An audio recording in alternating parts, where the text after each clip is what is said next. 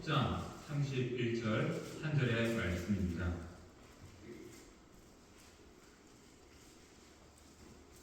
함께 읽도록 하겠습니다. 함께 읽습니다. 그런즉 너희가 먹든지 마시든지 무엇을 하든지 다 하나님의 영광을 위하여 하라. 아멘.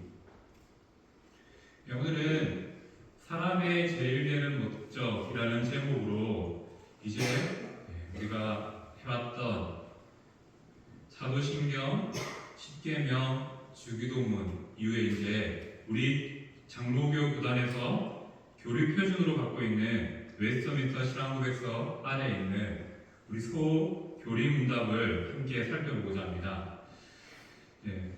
이 시간을 통해서 좀 우리 안에 배움이 있었으면 좋겠다는 바람이 있고요. 그리고 우리가 조금 더 성경을 잘 설명할 수 있는 성도들이 되었으면 좋겠다라는 바람이 있습니다. 왜 이 일을 하느냐? 우리 교단 헌법을 보면, 교회 헌법을 보면 제일 앞에 뭐가 있냐면요, 신앙 고백서가 있습니다. 웨스트민스터 신앙 고백서가 있고요. 그 다음에 뭐가 있냐면 웨스트민스터 대교리 문답이 있고요. 대교리 문답은 길다 해서 됩니다. 그리고 소교리 문답이 이어서 있습니다. 짧다는 것이죠. 대상이 조금 다르긴 합니다. 대교리 문답은 긴 만큼 말이 좀 많이 어렵습니다. 그리고 짧은 만큼 조금 쉽습니다. 그래서 오늘 우리는 대교리 문답과 소교리 문답도 있지만 또 신앙 고백서에 또 많은 장들도 있지만 소교리 문답의 내용을 가지고 함께 살펴보자 합니다.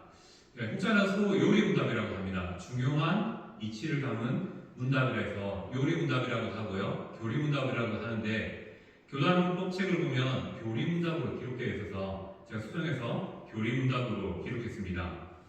자, 왜 이 신앙 고백서와 교리 문답이 만들어졌는지가 중요합니다. 자, 이 배경은 언제로 흘러가야 되냐면 종교개혁 또 그 이전으로 흘러가게 됩니다. 제일 먼저 만들어진 신앙 고백서가 있죠. 우리가 잘 알고 있는 사도신경입니다. 사도신경은 이단들이 잘못된 복음을 전함을 통하여서 복음에 대해서 바르게 전파하기 위하여서 복음의 내용들을 정리한 내용이 바로 신앙 고백, 우리가 말하는 사도신경입니다. 그 사도신경을 모든 교회가 그 내용들을 다 갖고 있고요. 또 지역과 성편을 따라서 좀 다른 신경이라 해서 내용은 같지만 다른 표현으로, 다른 단어로 선택한 그런 신앙 고백서들을 고백합니다. 그리고 특별히 장로교는 웨스트민스터 신앙 고백서와 대교리, 소교리 문답을 우리의 신조, 우리의 생활 원리로 갖고 있습니다. 그래서 장로교는 우리 한국교회에 있는 모든 장로교는 이 표준을 따라가고 있다는 것이죠. 그런데 교단마다 번역은 조금 다릅니다. 교단의 형편에 따라 또 번역이 다르고 참고하는 또 성경 구절도 조금 다릅니다. 자신들의 신학에 따라서 알맞은 성경 구절을 조금씩 바꿔서 적용해 놨습니다. 들어오실 때 못 받으실 수 있는데 나가실 때 받으면 됩니다. 제가 1문에 대한 질문과 답과 그에 따른 성경 구절들을 담아 놓았습니다. 이것을 한번 읽을 시간이 있을 때 한번 읽으시면 되겠고요. 우리가 이렇게 교리 문답 공부를 하는 이유를 먼저 설명했으면 좋겠습니다. 교리 교육의 목적은 이겁니다.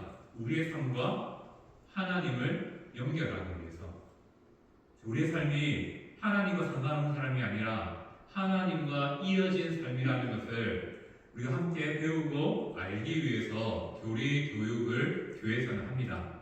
특별히 장로교는 이 교리 교육에 많은 시간들을 투자합니다. 안타까운 것은 장로교회는 이렇게 좋은 전통이 있었지만 한국 교회에 들어온 장로교회에서는 이 교리 교육이 좀 약합니다. 그냥 세례 교육 정도로 이렇게 치부해 버리고 실제적으로 교회에서 이 교리 문답을 공부하는 경우는 잘 없습니다. 하지만 요즘 이제 새롭게 젊은 사역자들 가운데는 이 문답을 가르치는 교회가 많아지고 있습니다. 왜냐하면 이것이 또 교회 신앙 생활에 있어서 중요한 것들을 알 수 있고 또 목적이 있기 때문이죠. 자, 목적이 이렇게 말합니다. 하나님을 바르게 알기 위해서 우리는 이 교리를 공부해야 된다. 또 복음과 구원을 분명하게 하기 위해서 이 교리를 배워야 된다. 또 신앙을 삶과 연결하기 위해서 하나님을 더 잘 사랑하고 즐거워하기 위해서, 또 우리의 신앙을 지키고 또 세상 가운데 가지지 못한 것들을 분별하기 위해서, 그리고 우리가 하나의 신앙 고백을 통해서 하나됨을 이루기 위해서 이렇게 교리 교육을 먼저 내세우고 있습니다. 앞서 말씀드렸던 것처럼 오신교단 헌법을 보면 제가 설을 못 받았는데 그것보다 먼저가 뭐냐면 신앙 고백입니다. 신앙 고백과 대교리, 소교리 문답을 가장 앞에 담고 있습니다. 이것이 의미하는 게 뭘까요? 우리는 장로교의 표준을 따르는 교단입니다라는 의미를 담고 있습니다. 그리고 오신교단 헌법 제일 첫 줄을 보면 우리는 웨스트민스터 신앙 고백서 및 대소교리 문답을 따릅니다라는 법적인 조항까지 기록하고 있습니다. 그래서 이 부분에 대해서 아는 것이 중요하다는 것이죠. 그런데 어려워요. 그래서 많은 목회자들이 가르치는 것도 어렵고 배우는 것도 어려워서 포기하는 경우가 많습니다. 사실 우리는 이 수요일이라는 이 시간을 통해서 좀 하나씩 좀 쉽게 한번 배워보려고 합니다. 아마 쉽지는 않을 겁니다. 하지만 들어보면 그렇구나 할 정도의 수준으로 만들어서 설명해 보고자 합니다. 자, 이렇게 교리 교육은 이러한 목적을 가지고 있습니다. 우리는 이제 소교리 문답을 함께 살펴보자 합니다. 소교리 문답은 총 107개의 문제와 답으로 있습니다. 이 가운데는 10계명과 주기도문도 담겨 있습니다. 그래서 앞에 있던 사도신경, 10계명, 주기도문을 왜 제가 먼저 다루냐면 바로 그것도 교리 공부의 일종이기 때문입니다. 교회에서 가르쳐야 될 그런 핵심 진리가 담긴 내용들이기 때문에 그렇게 다뤘고요. 이제는 우리 교단에서 다루고 있는 소교리 문답을 통해서 우리 몇 가지의 질문들을 통해서 매주마다 한두 가지의 질문을 통해서 그 내용들을 조금 더 깊이 생각해 보고자 합니다. 자, 소교리 문답을 총 107문제가 있지만 결국 두 문제로 나눠집니다. 첫 번째는 하나님은 어떠한 분이신가? 두 번째는 우리는 어떻게 살아야 되는가? 이것은 성경의 관점도 똑같습니다. 성경도 우리에게 말하는 건 두 가지입니다. 하나님은 어떤 분이신가? 그리고 우리는 어떻게 살아야 되는가? 이 문제가 소교리에도 동일하게 담겨 있다는 것이죠. 자, 그렇다면 우리 첫 번째 우리 문제를 함께 살펴보자 합니다. 제가 파란색 글자를 읽으면 답 부분을 한번 읽어주시면 되겠습니다. 사람의 첫째되는 목적은 무엇인가?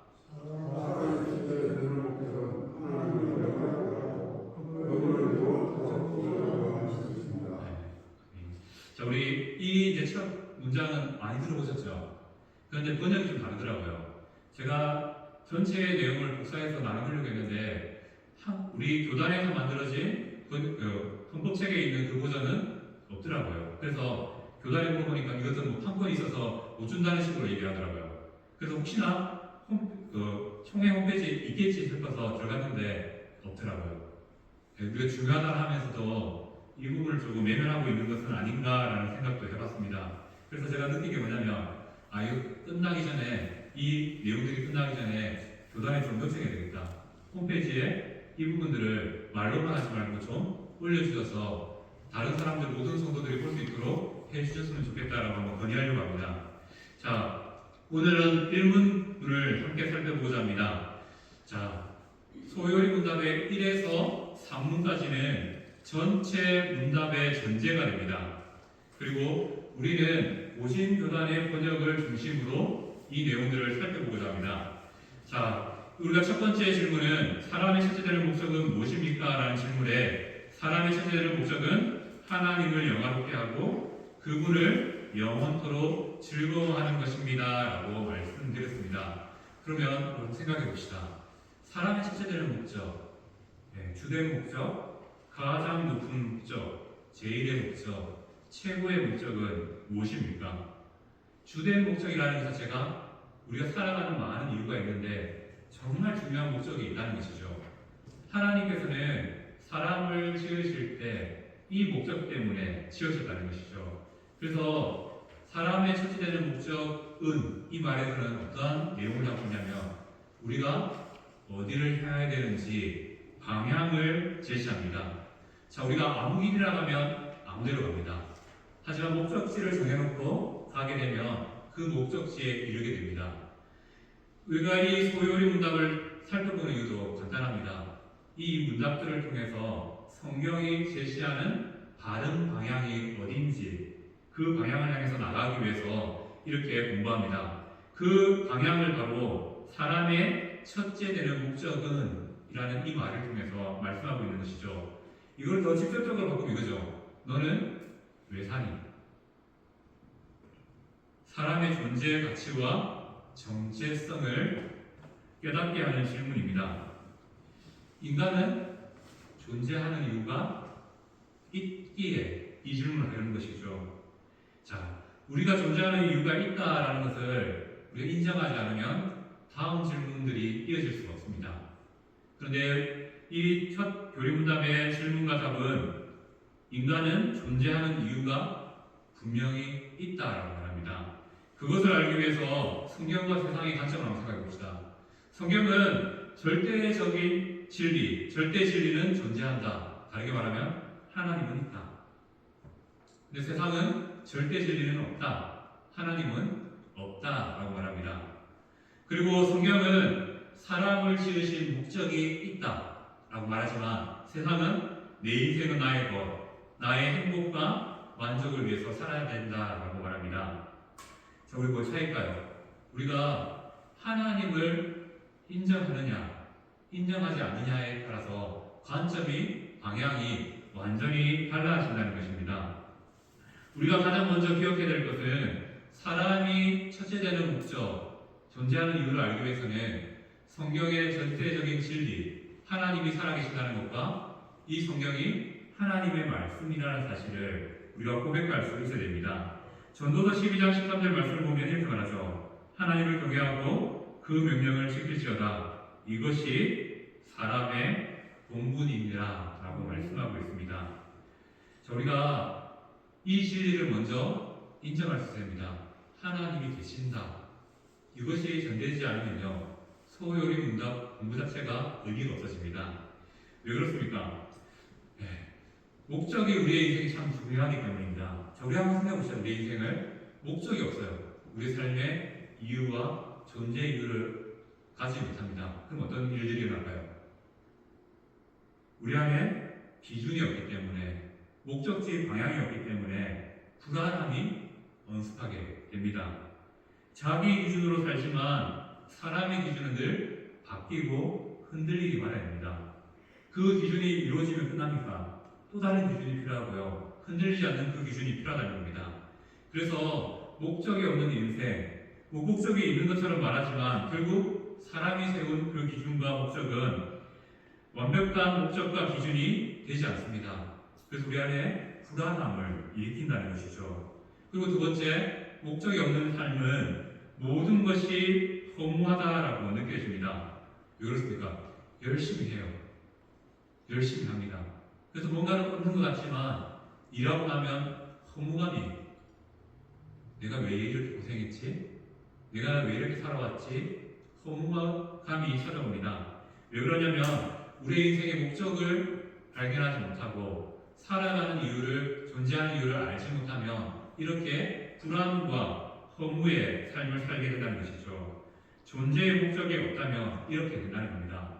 그래서 존재의 목적은 우리의 혼돈스러운 삶을 질서 있는 삶으로 바꿔주게 됩니다.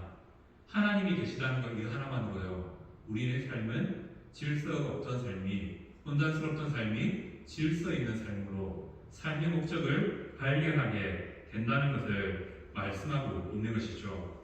자, 그럼 다시 한번 생각해 봅시다. 사람의 첫째되는 목적은 첫 번째 질문에서 두 가지 답을 말합니다. 첫 번째는 하나님을 영화롭게 하고, 두 번째는 그분을 영원토록 즐거워하는 것이다 라고 말합니다. 그렇다면 이제 이 내용이 무엇을 의미하는지 한번 생각해 봐야 되겠죠. 하나님을 영화롭게 한다는 것은 무엇을 의미합니까? 우리의 삶은 하나님만 증거하고 드러내도록 창조받았고 부름받았다는 것을 의미합니다. 더 쉽게 설명하면요, 우리의 삶에 하나님을 인정해야 된다는 것이죠. 나의 삶이 아무것도 아닌 것 같지만 하나님의 영광과 연결된다, 연관성이 있다는 것입니다. 내 삶은 바로 하나님의 영광을 위해서 존재한다는 것이죠. 그래서 하나님을 영화롭게, 바로 하나님을 위해 존재한다는 것을 의미합니다. 우리의 관심과 초점이 하나님을 향해야 된다는 것을 말하고 있는 것이죠. 왜 그렇습니까? 이 시대는 변화무쌍합니다. 그래서 기준도 없고 기준도 계속 바뀝니다. 하지만 그럼에도 불구하고 변화는 이 세상 가운데 변하지 않는 절대적인 기준이 있습니다. 바로 하나님이시라는 것이죠. 그리고 하나님의 말씀이라는 기준이 있습니다. 그렇게 우리는 이 기준을 늘 기억하면서 살아야 되죠. 그 기준이 뭐라고 말합니까? 우리가 존재하는 이유는 바로 하나님을 위해서 존재하고 살아가도록 이 땅에 두셨다라고 말합니다. 자, 하이델베르그 요리문답 1문에는 이렇게 말합니다. 살아서나 죽어서나 당신의 유일한 위로는 무엇입니까? 라고 했을 때 답을 이렇게 말합니다. 나는 나의 것이 아니요 몸도 영혼도 나의 신실한 구주 예수 그리스도의 것입니다. 라고 대답합니다. 그리고 고린도서 6장 20절 말씀을 보면요, 너희 몸으로 하나님께 영광을 돌리라 라고 말합니다. 그 이전 말씀을 보면 예수님을 통해서 내가 너희를 구원하지 않느냐, 너희는 하나님의 영광을 위해서 사는 것이 마땅하다고 말씀하고 있습니다. 바로 우리가 존재하는 이유는 바로 하나님의 소유되었기에 하나님의 영광을 위하여, 하나님을 위하여 살도록 지음받았다는 것이죠. 바로 이것이 하나님을 영화롭게 한다는 겁니다. 우리가 하나님을 영화롭게 한다는 것을 너무 거창하게 생각하면 우리가 하나님 위해서 뭔가를 많이 해야 될 것 같고, 전도도 해야 되고 성경도 나가야 되고 그럴 것 물론 맞습니다. 하지만 그보다 내가 하나님이라는 기준으로, 믿음이라는 기준으로 살아가는 것, 그것이 바로 하나님을 영화롭게 하는 삶이라는 것이죠. 근데 하나님을 영화롭게 하지 못하는 삶이 있다면 하나님 없이 살아가는 인생, 그것이 바로 하나님을 영화롭게 하지 못하는 삶이라는 것입니다. 그리고 우리가 이 하나님의 영화롭게 다음에 또 그분을 영원토록 즐거워하는 것입니다 라고 말씀드렸습니다. 그분을 영원토록 즐거워하는 것은 바로 우리의 삶의 목적이 여기에 있다는 것을 의미합니다. 더 쉽게 말하면요, 하나님을 사랑하도록 우리가 지음받고 이 땅에 존재한다는 것이죠. 어떻게 우리가 하나님을 영원토록, 영원한 시간을 통해서 즐거워할 수 있겠습니까? 답은 간단합니다. 하나님을 사랑하면 그것 자체가 즐거운 일이 됩니다. 우리가 한번 경험해보지 않습니까? 사랑하는 대상이 옆에 있을 때 우리가 그 사랑하는 마음 때문에 뭘 해도 즐겁습니다. 뭘 해도 기쁩니다. 왜? 상대방이 좀 못 알아줄 수도 있어요. 하지만 내가 그 사람을 사랑하기 때문에 그 사람에게 하는 행동 하나하나가 내에게는 의미가 있고요. 또 사랑하기 때문에 즐겁습니다. 바로 그것이 하나님께서 우리를 사랑하시는 방법이고 하나님이 우리에게 요구하시는 사랑의 방법이라는 것이죠. 자, 오늘 우리가 두 가지를 생각해 봤습니다. 하나님을 영화롭게, 바로 하나님을 위해, 그리고 그분을 영원토록 즐거워하는 것, 바로 사랑하라 라고 말씀드릴 수 있습니다. 이 삶을 조금 더 정리해 볼까요? 바로 하나님으로 만족하는 인생, 그것이 바로 인간을 지으신 목적이고 이 세상을 살아가게 하신 목적이라는 사실을 생각할 수 있다는 것이죠. 자, 우리가 첫 번째 질문을 다시 한번 읽어드리겠습니다.